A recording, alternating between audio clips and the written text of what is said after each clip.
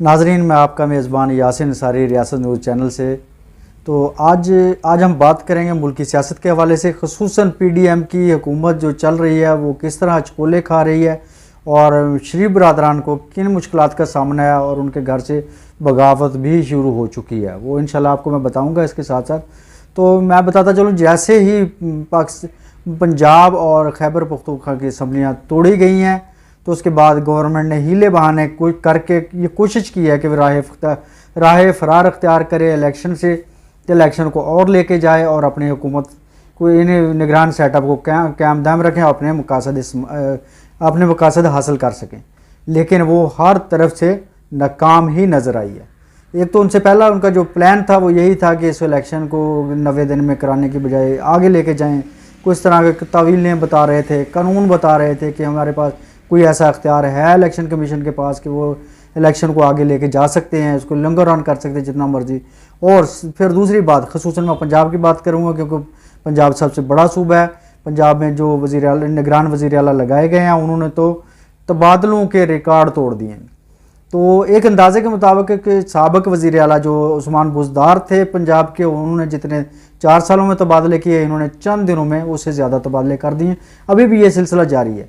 इसके पीछे एक कहानी यही बताई जा रही है, ये इनका एक धांधली का प्लान था कि वो ब्यूरोक्रेसी अपनी मर्जी की लगा के उसके बाद ये धांधली करके इलेक्शन जीतना चाहते थे। लेकिन ये अब इनकी धांधली के जो मनसूबा है वो नाकाम नज़र आता जा रहा है। एक तो अदालत आलिया ने जो बेहतरीन एक बड़ा फैसला कर दिया है कि इलेक्शन कमीशन को ये पाबंद किया है कि वो 90 दिन के अंदर अंदर इलेक्शन कराएं।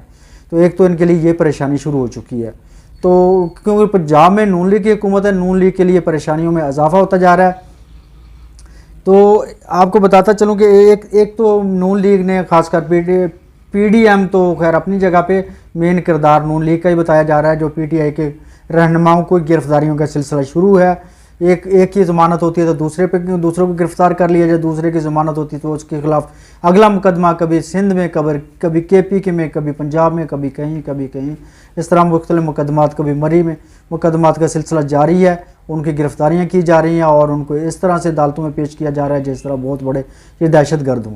इसका उनको शायद अंदाज़ा नहीं है कि PTI वालों ने तो जो भी करना है उनके, लेकिन अवाम में गम गुस्सा बढ़ता जा रहा है। और साथ साथ अवाम के साथ जो जुल्म किया जा रहा है वो महंगाई वाला है। दिन ब दिन महंगाई बढ़ चुकी है।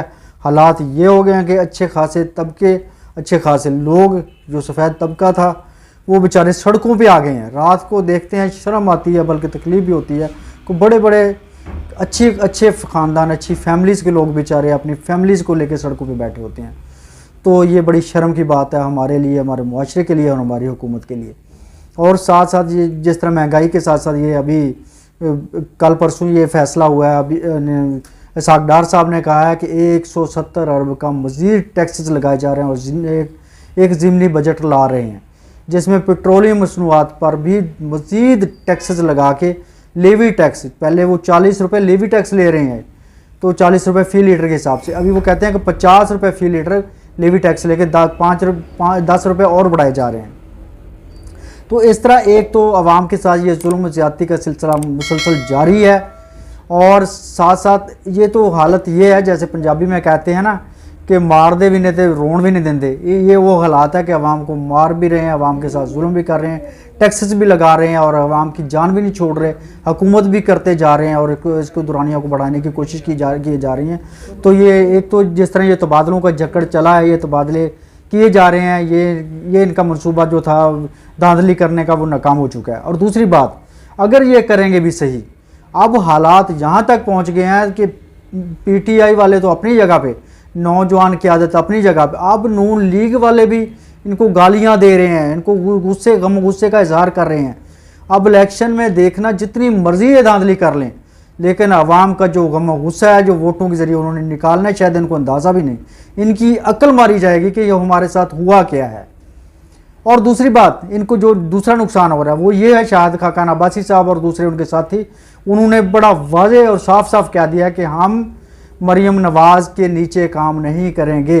वो इनको मरूसी सियासत कह रहे हैं, जिसका मरीम नवाज़ ने पिछले दिनों बहावलपुर में भी जलसा हुआ तो उन्होंने कहा था नहीं जी ये जमहूरियत है।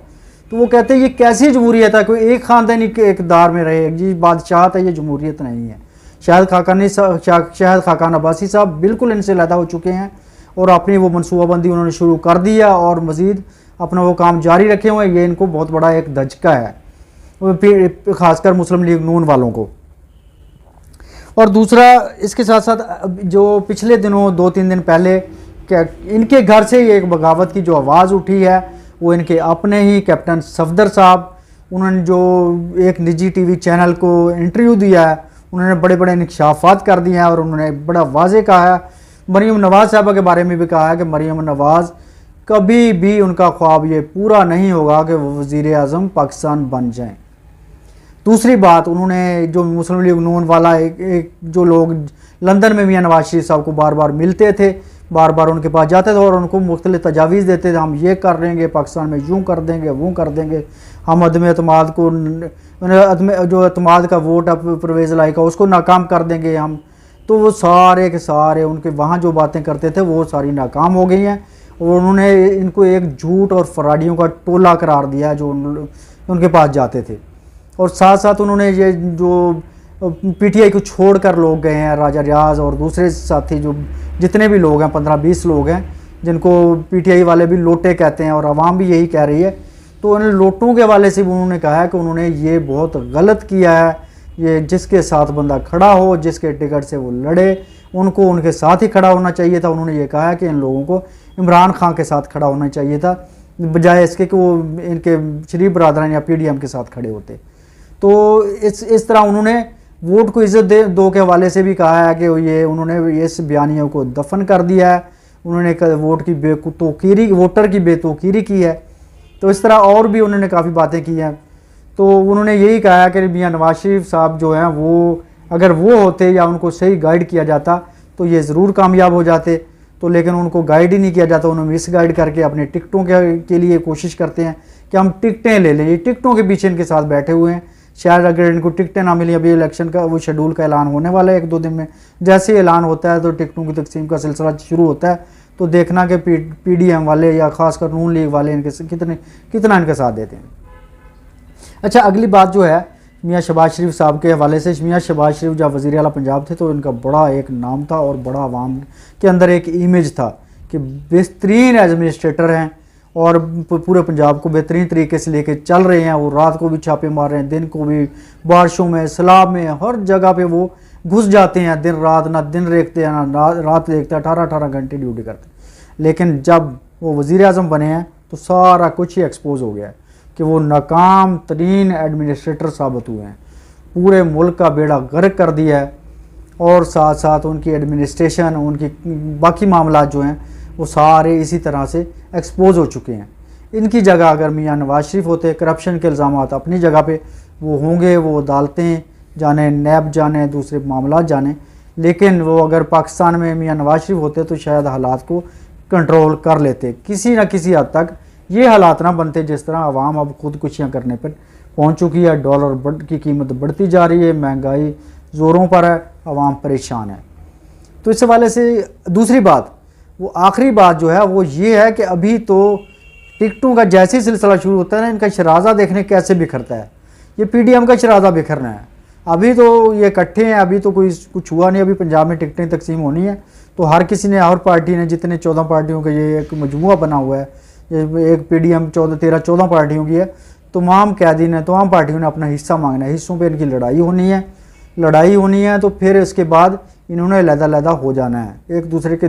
जिस तरह ये अब अकेले पीटीआई वालों के इमरान खान के दुश्मन बने हुए हैं, फिर ये एक दूसरे के दुश्मन होंगे। और साथ साथ ये तो पीडीएम तो इसी इलेक्शन में ही टूट जाएगी, ये तो कन्फर्म है।